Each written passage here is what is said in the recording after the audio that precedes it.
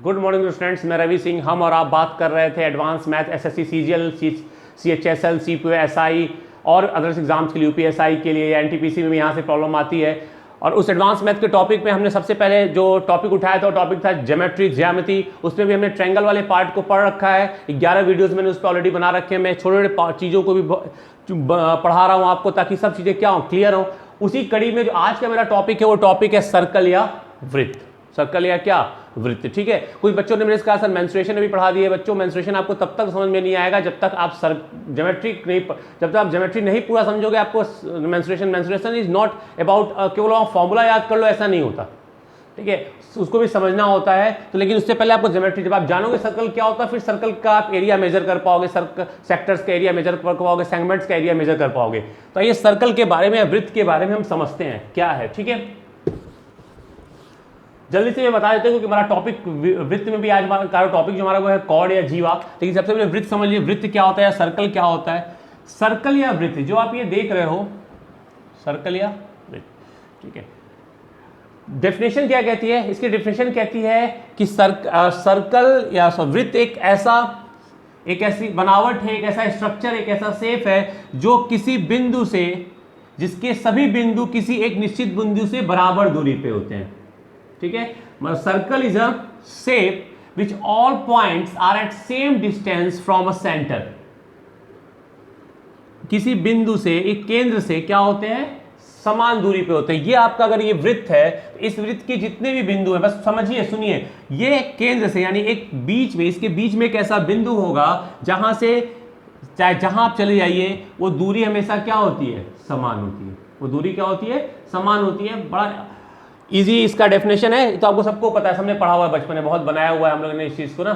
ठीक है, अब एक यहां पे एक सेंटेंस मैंने बोला कि इस वृत्त एक ऐसा शेप है जिसके प्रत्येक बिंदु, कहां से बिंदु, ठीक है, किस जगह से, तो ये जो आप ये ब्लैक पॉइंट देख रहे हो ना, ये वाला, इससे इसका प्रत्येक बिंदु, ठीक है, इसका जो प्रत्येक बिंदु है, समझिए, इसका जो प्रत्येक बिंदु है, ये कभी भी कोई भी दो बिंदु लीनियर्स नहीं होते, रेखीय नहीं होते हैं। रेखीय मतलब सीध में नहीं होते, एक ऐसा और एक ऐसा, दो बिंदु कभी से सीध में नहीं होते।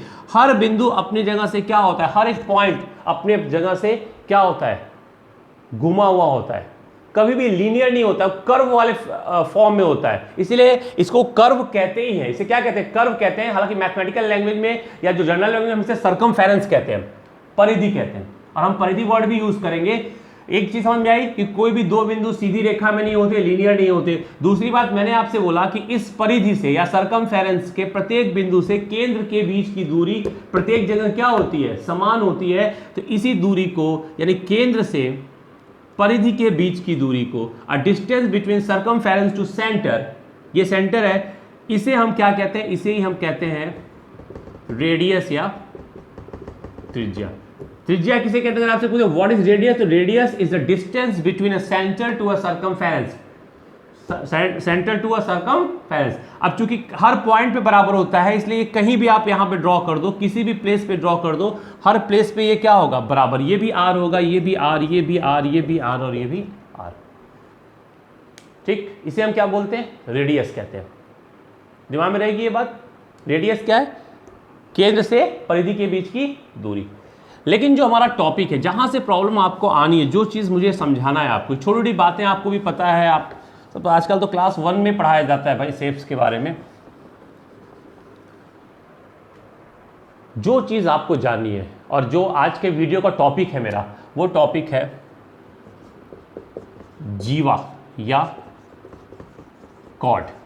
जीवा या कॉर्ड, जीवा या कॉर्ड, ये टॉपिक है, सबसे इंपॉर्टेंट टॉपिक है इस सर्कल का। बहुत प्रॉब्लम यहां से बनती है। तो जीवा या कॉर्ड क्या होता है, जीवा या कॉर्ड, ठीक है, इसकी डेफिनेशन कहती है कि अगर हम परिधि के किन्हीं दो बिंदुओं को आपस में मिला दें, a line join the two points of a circumference. A line, जैसे एक ये पॉइंट है, मान लो एक ये पॉइंट है, a line join the two points of a circumference, यानी परिधि के किन्हीं दो बिंदुओं को यदि हम आपस में मिला दें, तो जो ये जो आप देख रहे हो ये लाइन, इसी को हम क्या बोलते हैं, इसी को हम बोलते हैं क्या, जीवा या कॉर्ड।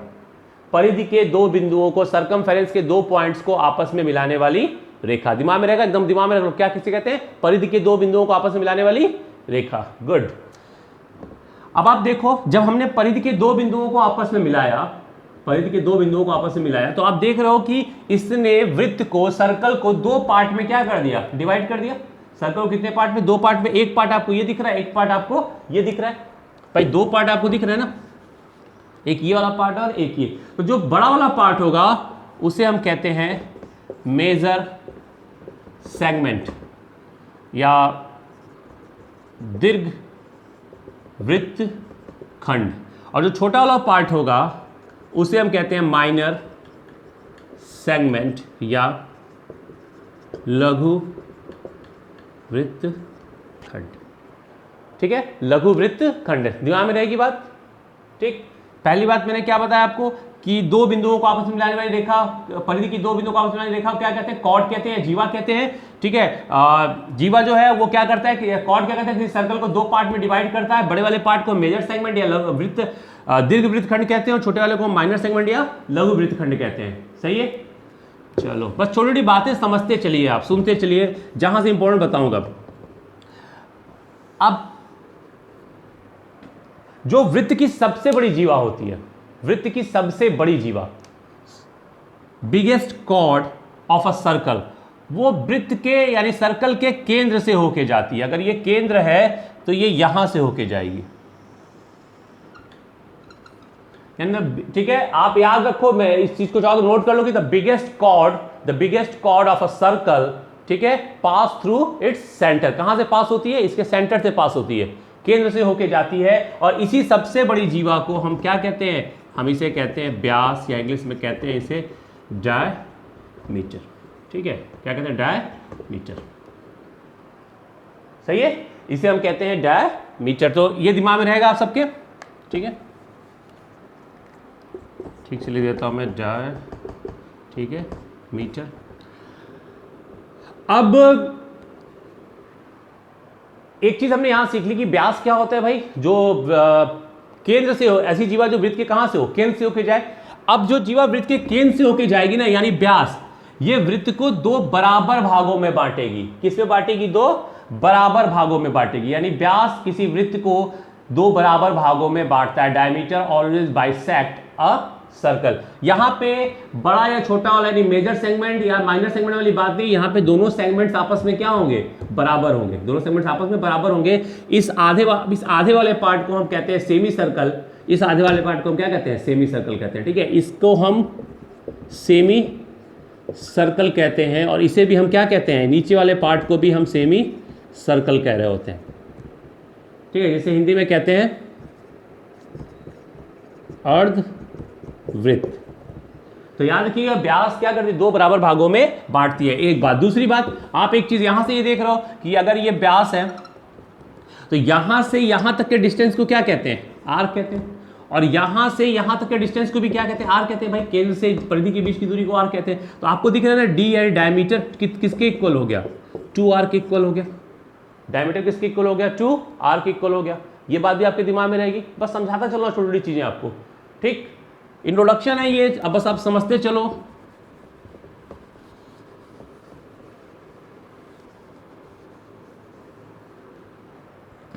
आगे देखा जाए। अगला जो पॉइंट है मेरा, इसको नोट कीजिए, वो ये है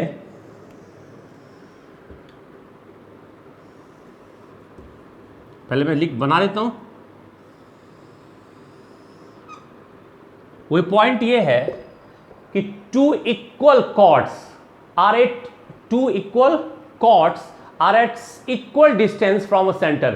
ठीक है, two equal chords are at equal distance of a center, यानी दो बराबर जीवाएं किसी केंद्र से बराबर दूरी पर होती हैं। नोट कर लो, दो बराबर, यदि अगर ये जीवा ये है और ये जीवा ये है, दोनों जीवाएं अगर आपस में बराबर हैं तो यहाँ या मान लो ये अगर सेंटर है तो यहाँ से यहाँ का डिस्टेंस अगर मान लो ये सेंटर O है तो ये P है, और ये मान लो कि Q है, तो OP is equal to OQ होगा।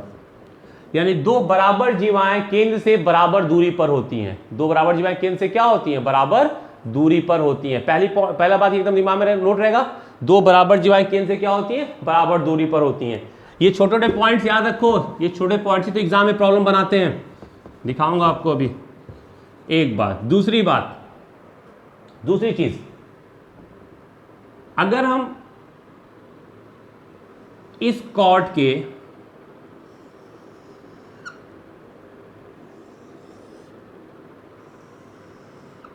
ये ओ था, मान लीजिए कॉर्ड ए है, ये बी है, ये सी है और ये डी। अभी मैंने आपको बोला कि दोनों कॉर्ड अगर आपस में बराबर, यानी ए बी बराबर क्या है सी डी, अगर दो जीवाएं आपस में बराबर हैं तो उनके दोनों बिंदुओं से जो सेंटर पे, जो केंद्र पे जो एंगल फॉर्म हो रहा होता है ना, वो आपस में बराबर होता है। वो आपस में क्या होता है? बराबर होता है। यानी ये एंगल इस एंगल के क्या होगा? बराबर होगा। ये एंगल इस एंगल के बराबर होगा। अब आप कहोगे सर ये तो शीर्षाभिमुख ऐसे दिख रहा, जरूरी नहीं भैया शीर्षाभिमुख हो, जरूरी नहीं है। अगर ये दो कॉर्ड आपस में बराबर नहीं होते ना, एक कॉर्ड यहाँ पे होता और एक कॉर्ड मान लो यहाँ पे होता और ये सेंटर होता, तो यहाँ से ये जो जा रहा होता और यहाँ से जा रहा होता, ये जरूरी नहीं यहाँ से ऐसे निकल सकता था, ये दूसरा एंगल दूसरा यहाँ से आ रहा होता, ये यहाँ से दूसरा आ रहा होता और ये यहाँ दूसरा निकल रहा होता। ये लीनियर केवल इसी कंडीशन में है ये लाइन, जब ये और ये कॉर्ड आपस में क्या है? बराबर। दिमाग में रखिएगा, यदि दो कॉर्ड, दो जीवाएं आपस में बराबर हैं, लिख लो if two chords are equal then the angle formed by the points of a chords at a centre, the angle formed by the points of a chords on a centres are equal. यदि दो जीवाएं आपस में बराबर हैं तो उनके द्वारा केंद्र पर बना कोण आपस में बराबर होता है। ठीक है, यानी angle AOB is equal to angle COD। ये बात दिमाग में आपके होनी चाहिए। सही है, रखेंगे। चलो आगे चला जाए। अगला पॉइंट देखा जाए।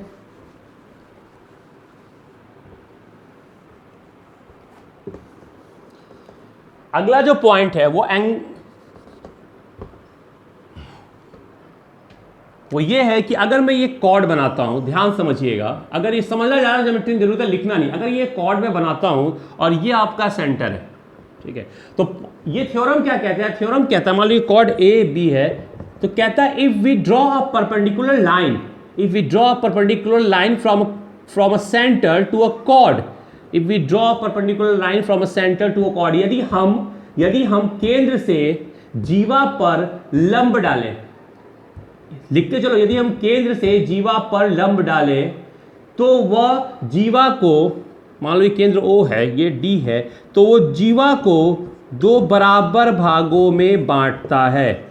यदि हम केंद्र से जीवा पर लंब डालें तो वो जीवा को दो बराबर भागों में बांटता है। If we draw perpendicular line from a center to a chord, then that line bisect the chord. Bisect का मतलब बराबर भागों में बांटना होता है। ठीक है, ये परपेंडिकुलर लाइन इसको दो बराबर भागों में क्या करता है? बांटता है। और इसी को अगर मैं उल्टा करके बोलूं, कन्वर्जन बोलूं, तो कन्वर्जन ये है कि अगर, ठीक है, कन्वर्जन ये है कि अगर जीवा के मध्य बिंदु को केंद्र से मिला दिया जाए, जीवा के, if we join midpoint of a chord to a center, then that line is a perpendicular line. यदि हम जीवा के मध्य बिंदु को केंद्र से मिला दें तो वह रेखा 90 अंश का कोण बनाएगी, यानी लंब होगी। वह रेखा क्या होगी? 90 अंश का कोण बनेगी, क्या होगी? लंब रेखा होगी। दोनों तरीके से हम लोगों ने इसको समझा कि अगर यहां से इस पे लंब डालें तो ये इसको दो बराबर भागों में बांटता है, एक बात। दूसरी बात कि अगर मध्य बिंदु को यहां से मिला दें तो वो लंब होगा। कन्वर्जन बोलते हैं, इसी को उल्टा तरीके से पढ़ा मैंने। और ये बहुत इंपॉर्टेंट थ्योरम है। क्यों है इंपॉर्टेंट? क्योंकि इसको समझना, सपोज करो कि ये हमने इसको ड्रॉ कर दिया, अब अगर मैं इसको यहां से मिला दूं, इसको यहां से, तो भाई ये मैंने क्या किया? केंद्र से परिधि को मिलाया हुआ है, तो ये क्या बन गया? ये R बन गया, ये R बन गया। ये वाला हिस्सा जो AD है वो क्या है? वो है आपका कॉर्ड बाई 2 और ये आपका परपेंडिकुलर है। अब चूंकि ये आपका 90 डिग्री है तो यहां पे कौन आ गया? यहां पे पाइथागोरस अंकल आ गए ना। पाइथागोरस अंकल आ गए तो पाइथागोरस अंकल का थ्योरम भी आ गया। वही इसका स्क्वायर यानी R square is equal to होगा परपेंडिकुलर स्क्वायर प्लस कॉड अपॉन 2 का स्क्वायर, कॉड अपॉन 2 का स्क्वायर, यानी R square is equal to P square plus C by 2 का होल स्क्वायर। इतने से अब देखो, इतने छोटे से थ्योरम से एग्जाम में क्या होगा, आपको प्रॉब्लम बन जाती है और अक्सर बनता है कि आपको ये दे देगा, ये दे देगा, ये पूछ देगा, या ये दे देगा, ये दे देगा, ये पूछ देगा। समझ में आ रही बात? जैसे अगर मैं एक प्रॉब्लम बनाऊं, मैं ऊपर एक प्रॉब्लम बनाऊं, आप इसको नोट कर लो। देखो मैं आधा सर्कल इरेज कर रहा हूं कि मुझे ऊपर काम है, लिखना है। तो अगर मैं यहाँ पे प्रॉब्लम बनाऊं, ठीक है, मैं कह दूं कि अगर मैं कह दूं कि the length of a cord, मतलब मैं सीधा ऐसे लिख दे रहा हूं कि कॉर्ड जो है वो कितना है, 16 सेंटीमीटर है। The length of a cord is 16 centimetre. जीवा की लंबाई 16 सेंटीमीटर है, ठीक है। किसी वृत्त के जीवा की लंबाई कितनी है, 16 सेंटीमीटर है, सही है। And the value of R, यानी उसका जो रेडियस है, मैं पूरा लिख दे रहा हूं, उसका जो रेडियस है, ठीक है, वो बोल दे आपका कितना है, रेडियस आपका बोल दे कि 10 सेंटीमीटर है। रेडियस कितना है, 10 सेंटीमीटर। समझते चलना। कह दिया कि ठीक है, there is a circle which chord is 16 centimetre and the radius is 10 centimetre. एक वृत्त है जिसकी जीवा 16 सेंटीमीटर है और जिसका केंद्र कितना है, सॉरी जिसका त्रिज्या कितना है, 10 सेंटीमीटर है। समझ में आ रही बात? और आपसे कह दें कि फाइंड द, ठीक है, find the value of the distance between center to the mid point of a circle।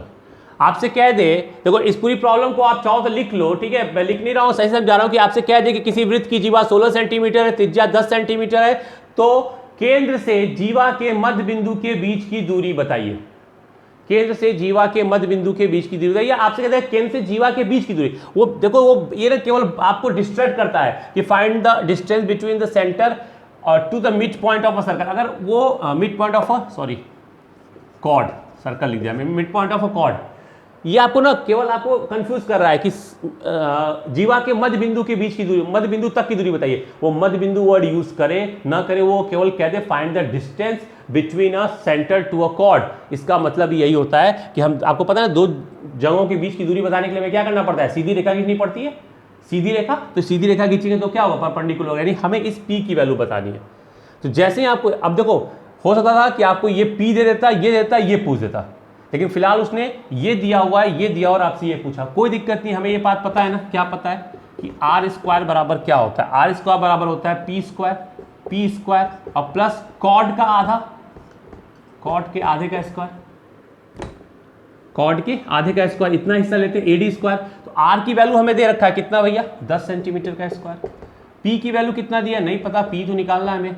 और c/2 की वैल्यू, पूरा c कितना दिया भाई, 16 का आधा कितना होता है भाई, ऐसे बता दो, 16 का आधा कितना होता है, 8 होता है ना, और 8 का स्क्वायर, तो ये हो गया 100 और ये यहां से निकल गया 64 बराबर पी स्क्वायर। तो पी स्क्वायर बराबर हो जाएगा 36, तो पी बराबर 6, यानी इसकी जो वैल्यू आ गई वो कितनी आ गई, 6 आ गई। ट्रिपलेट से आप सीधे ही बना सकते थे कि ये 8 है, ये 10 है, तो ये कितना होगा, 6 होगा, लेकिन ट्रिपलेट से भी पढ़ाऊंगा तो बताऊंगा कैसे ट्रिपलेट सॉल्व करते हैं। लेकिन पी बराबर कितना आ गया, 6। समझ में आ रही प्रॉब्लम कैसे बनेगा, बहुत आराम से समझा रहा हूँ, भले ही थोड़ा टाइम लग रहा है, लेकिन आपको फील होना चाहिए ना कि आप कोई ये ऑनलाइन क्लास नहीं कर रहे हो, आपको लगना चाहिए नहीं भाई आप क्लासरूम में बैठे और उसी तरह पढ़ रहे हो, तब तो आप पढ़ोगे, ठीक। तो एक बात हमें यहाँ से समझ में आ गई, और ये बात हमें ये समझ में आ गई कि भाई अगर ये कॉर्ड है, ये सेंटर है, तो यहाँ से अगर मैंने इस पर लंब डाला तो ये इसको 2 बराबर भागों में बाइसेक्ट करेगा, ठीक। हम मुझे ये दे देगा, ये दे देगा, ये पूछ देगा, ये दे देगा, ये दे देगा, ये पूछ देगा, ठीक है, ये देखिए, ये पूछ देगा, कुछ भी पूछ देगा। बस याद रखिए कॉर्ड का आधा लेते हैं, पूरे कॉर्ड मत ले लीजिएगा। अगर ये 20 दिया तो हम यहाँ केवल 10 लेंगे, ठीक है। अगर मान लो आपसे कॉर्ड पूछा और हमने इसकी वैल्यू निकाली 10 आया, तो आंसर में आप 10 दूना 20 लिखिए, क्योंकि आपसे हमेशा कॉर्ड पूछेगा, आधा हिस्सा नहीं पूछेगा। ऐसी प्रॉब्लम बनाइएगा नहीं, अगर तो फिर मैं तो हूँ ही किस लिए, बताने के लिए, ठीक है। अगला पॉइंट देखें,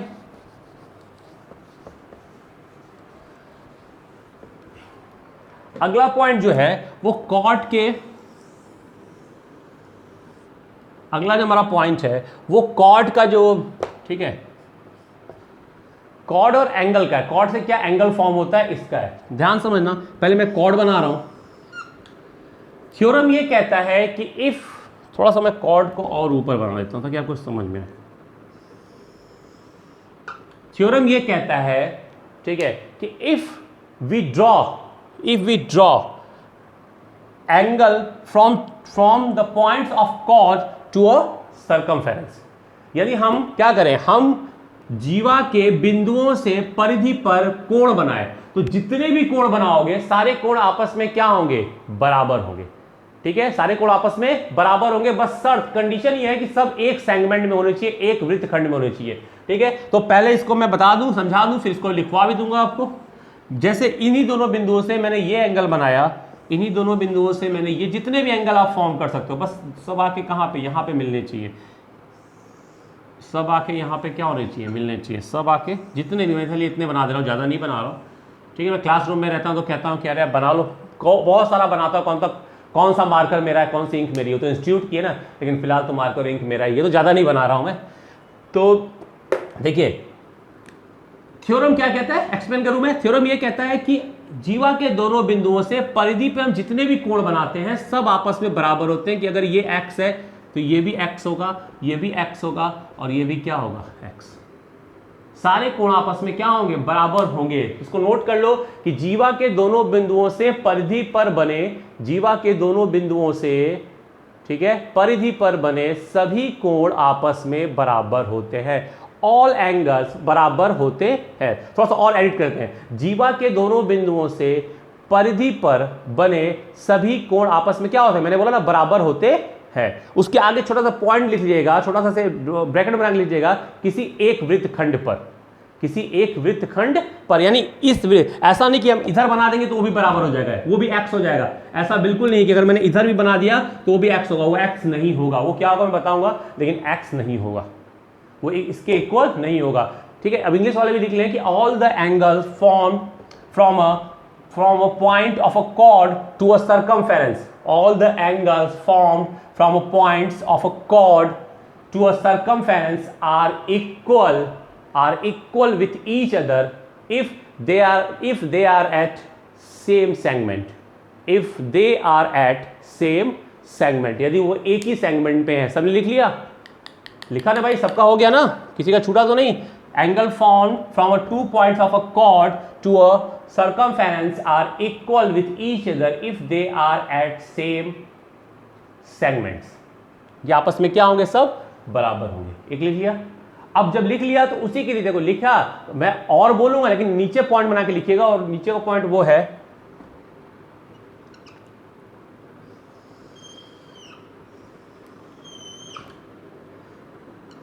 नीचे वाला पॉइंट ये है, और आगे लिखिएगा, और उन्हीं दोनों बिंदुओं से केंद्र पर बने कोण का आधा होते हैं।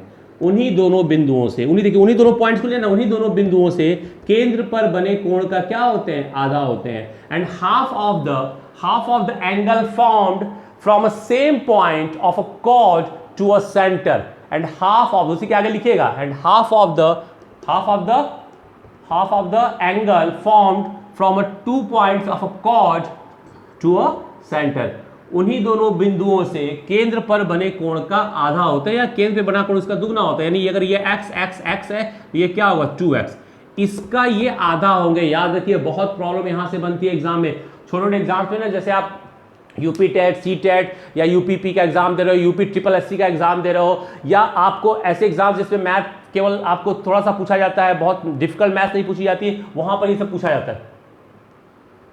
तो याद रखिएगा कि ये एंगल, ठीक है, बहुत जैसे मैं आपको बता दूं, यूनिवर्सिटीज के ना उस एग्जाम्स में भी, एंट्रेंस एग्जाम में यहाँ से प्रॉब्लम आती है। जैसे बीएचयू के एंट्रेंस एग्जाम में जो बच्चे, मैं बीएससी की बात नहीं कर रहा हूँ, मैं बीए की बात कर रहा हूँ, मैं इसके एजुकेशन की बात कर रहा हूँ, जैसे बीएड का एग्जाम देते हैं या बीएचयू लॉ का एग्जाम देते हैं, लॉ एंट्रेंस का एग्जाम देते हैं, उसमें यहाँ से प्रॉब्लम्स बनती है, क्योंकि मैथ के थोड़े क्वेश्चन जहां से आते हैं उसमें इस तरह की प्रॉब्लम्स यहां से बनती है। आपसे कह देगा ये एंगल अगर 120 है तो इसकी वैल्यू बताओ, तो आप लिख के आएगा इसकी वैल्यू क्या है, 60 है। अगर ये कह देगा कि भैया इसकी वैल्यू 55 है तो इसकी वैल्यू बताइए, तो आप इसकी वैल्यू क्या लिख के आएंगे, 110 है, तब इसकी वैल्यू क्या लिख के आएंगे, 110 10 है। यानी इसकी देखे इसकी पूछेगा तो आधा कर दीजिएगा, और इसकी देखे इसकी पूछेगा तो डबल कर दीजिएगा। रहेगी बात दिमाग में? सबके समझ में आ गया? अगले पॉइंट पे चलें, अभी खत्म नहीं हुआ, ये अगला पॉइंट हमारा बचा हुआ है।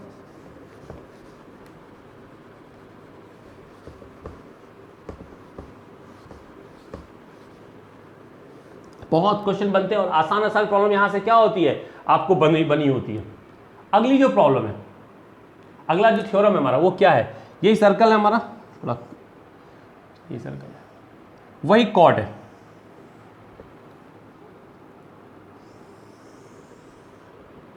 वही क्या है हमारा? कॉर्ड है। मैंने अभी आपको बोला कि जितने भी एंगल मैं इस साइड फॉर्म करूंगा सब आपस में क्या होंगे? इक्वल होंगे। जितने भी एंगल एक सेगमेंट पे बने, एक सेगमेंट के सरकमफेरेंस पे बने, परिधि पर बने, सभी कोण आपस में बराबर होते हैं, मैंने ये बोला। लेकिन अगर दूसरे सेगमेंट पे बन जाए तो क्या होगा? अब एक एंगल इस सेगमेंट में बन गया, एक एंगल इस सेगमेंट में बन गया, तो ये आपस में बराबर नहीं होंगे। ये अगर x है तो ये x नहीं होगा, याद रखना। x वही होगा जो यहां से इस पर बने, इस पर बन रहा है तो फिर वो x नहीं होगा, वो इसके इक्वल नहीं होगा। अगर इसके इक्वल नहीं होगा भैया तो क्या होगा? नोट कर लो, लिखो, ठीक है। एंगल इंग्लिश वाले बच्चे लिख ले पहले कि angle formed from a chord to a angle formed from a chord to a both segments of a circle, both segments, angle formed, ठीक है, एंगल सब लिख रहा हो ना, angle formed from a two chords from a points of a chord to a both sides of a segments are always supplementary angles, ठीक है। Supplementary complementary पे एक वीडियो बनाया है, जिनको सप्लीमेंट्री नहीं पता पूरा जाके देख ले वीडियो उसको, ठीक है। आर सप्लीमेंट्री एंगल्स, हिंदी में बोल दूं, जीवा द्वारा वृत्त के दोनों खंडों की परिधि पर बना, जीवा द्वारा वृत्त के दोनों खंडों की परिधि पर बने कोण आपस में समपूरक होते हैं। आपस में क्या होते हैं? समपूरक होते हैं। यानी अगर ये x है, ठीक है, तो ये 180 माइनस x होगा। यानी इसका और इसका योग हमेशा कितना होगा? 180 होगा। ऐसे देख लो कि अगर x है और ये y है तो x plus Y is equal to कितना होगा? 180 होगा। या इसकी वजह आप इसको याद रखो कि ये x है तो ये 180 माइनस x होगा। दिमाग में रहेगी बात? 180 क्या होगा? माइनस x होगा, ठीक है। तो आपको तीन चीजें मैंने बताई। पहली चीज मैंने क्या बताई? पहले बताई कि एंगल यहां से अगर कॉर्ड से इस पे जितने भी एंगल बनाओगे सब आपस में क्या होंगे? बराबर होंगे एक सेगमेंट पे। पहली बात ये बताई। दूसरा, इसी से सेंटर बने कोण का क्या होगा? आधा होगा। सेंटर बने कोण का ये सब क्या होंगे? आधा होंगे। तीसरी बात क्या बताई कि अगर दोनों सेगमेंट्स पे एंगल ड्रॉ किया जाए कॉर्ड से तो वो आपस में सप्लीमेंट्री होते हैं, यानी आपस में समपूरक होते हैं। आपस में क्या होते हैं? वो समपूरक होते हैं। ये छोटी सी तीन चीजें जो मैंने आपको बताई, ये तीन चीजें आप दिमाग में क्या कीजिएगा? रखे रहिएगा, क्योंकि मैक्सिमम प्रॉब्लम तो यहीं से बन रही होती हैं। बहुत सी प्रॉब्लम्स, बहुत चीजें हैं, प्रॉब्लम यहीं से बन रही होती है। एंगल की प्रॉब्लम्स क्या होती है? यहीं से बन रही होती हैं आपको, ठीक है। आपको ये ऐसी प्रॉब्लम्स दे देगा एग्जाम में बहुत सारे। आप देखिए, आप बनाइएगा ना, आज आप बनाओ, आज शुरुआत यहीं से होती है। किसी भी अगर आप सर्कल के चैप्टर खोलोगे तो मैक्स यहां से प्रॉब्लम आपको शुरू में बहुत दिखेगी। मान लें आपसे कह दिया कि ये सेंटर है, इसकी वैल्यू उसने दे दिया, ठीक है, सेंटर है, इसकी वैल्यू उसने दे दिया, मान लो कि आपको 120 डिग्री। कितना दिया? 120 डिग्री, ठीक है।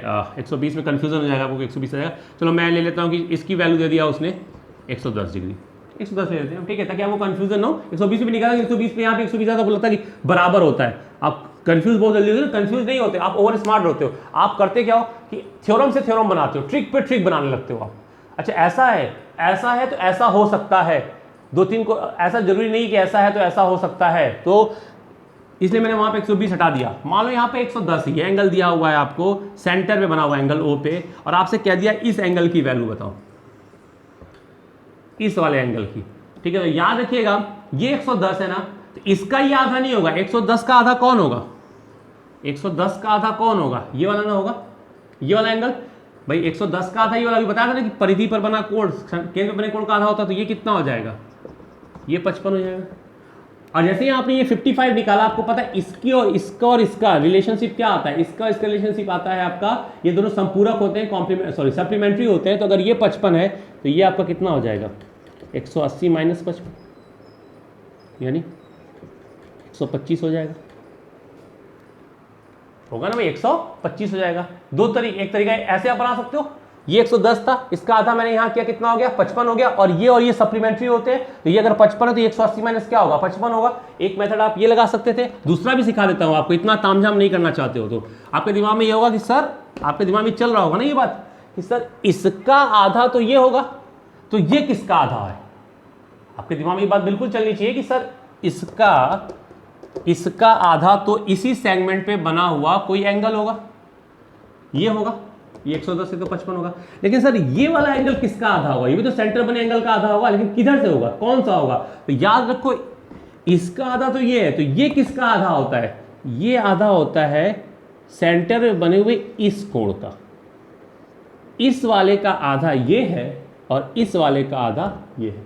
तो अगर देखो ये पूरा एक सर्कल कितना एंगल बनाती है, 360 का ना, तो अगर एक सर्कल 360 बनाती है, तो अगर इतना कोण आपका 110 है तो ये कितना हो जाएगा, 250 ना भाई, पूरा 360 होता है, ये हिस्सा 110 है, तो ये वाला हिस्सा कितना हो जाएगा, ये वाला जो हिस्सा है आपका ये हो जाएगा 250, नहीं होगा।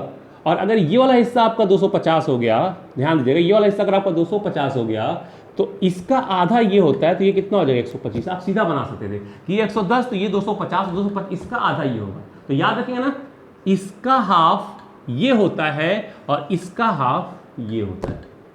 ये चीज मैं आपको क्या कर रहा हूँ और समझा रहा हूँ। तो दोनों तरीके से आप बना सकते थे इस तरह की प्रॉब्लम को, और इस तरह की अच्छी प्रॉब्लम्स आपके एग्जाम में आता है, उन प्रॉब्लम्स को क्या कीजिए, देखिए और बनाइए।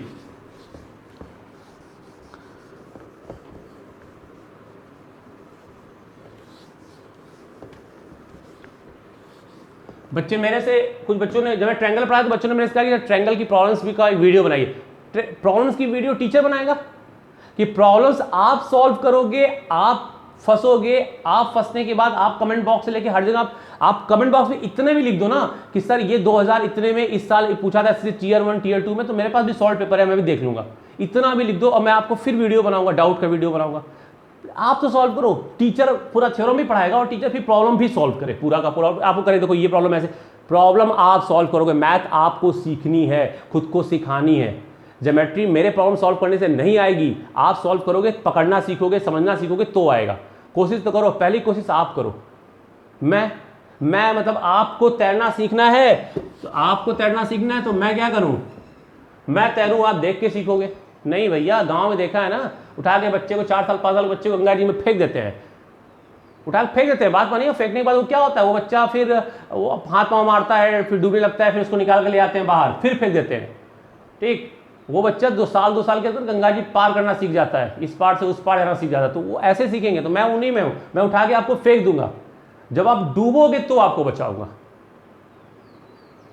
तो ये छोटी सी बात हम लोगों ने सीखा किसके बारे में, कॉर्ड के बारे में। ठीक है, सर्कल का एक सिंपल सा पॉइंट क्या था, कॉर्ड के बारे में सीखा। कॉर्ड को अच्छे से समझ लीजिए, इस पे जो छोटी प्रॉब्लम्स आती है इसको सॉल्व कर लीजिए, क्योंकि अगला वीडियो जो कल मॉर्निंग में मैं बनाऊंगा वो होगा, कॉर्ड अभी खत्म नहीं हुआ है, ठीक है, वो किस पर होगा, वो कॉमन कॉर्ड पे होगा। वो किस पर होगा, कॉमन कॉर्ड, जिसे हम बोलते हैं उभयनिष्ठ जीवा, क्योंकि ये है एसएससी का लेवल, ये एसएससी सीजीएल का लेवल है, उभयनिष्ठ जीवा। तो अगला वीडियो तैयार है, उभयनिष्ठ जीवा पे बनाने वाला हूं मैं। आज तो मैंने केवल जीवा को समझाया, कॉर्ड को समझाया, लेकिन मैं उभयनिष्ठ जीवा पे कि अगर 2 सर्कल के बीच में कोई कॉर्ड बन रहा है, ठीक है, वो तो सर्कल्स आपस में बराबर हैं, बराबर नहीं है, कई केसेस आएंगे, एक बड़ा एक छोटा, तो उस तब कैसे होगा। तो अगला जो टॉपिक होगा वो मेरा कॉमन कॉर्ड पे होगा। लेकिन इससे पहले आप कॉर्ड को समझिए, कॉर्ड पे इस तरह जो इजी प्रॉब्लम्स मैंने बताया, जो आपको 1-2 प्रॉब्लम सिखाया भी, वैसी प्रॉब्लम ढूंढिए और बनाइए। वैसी प्रॉब्लम ही ज्यादा 80% वैसी प्रॉब्लम आती है। ऐसी प्रॉब्लम मैं कॉमन कॉर्ड की बात कर रहा हूँ, तो एसएससी टीयर 2 में आता है, टीयर 1 में भी आता है, तो बहुत रेयर, 10 में से एक आध सेट में पूछता है। लेकिन जितना मैंने आपको पहले बताया वैसा ज्यादातर और ज्यादातर एग्जाम्स में आएगा। हो जाएगा ना, कोई डाउट? ठीक है, ओके।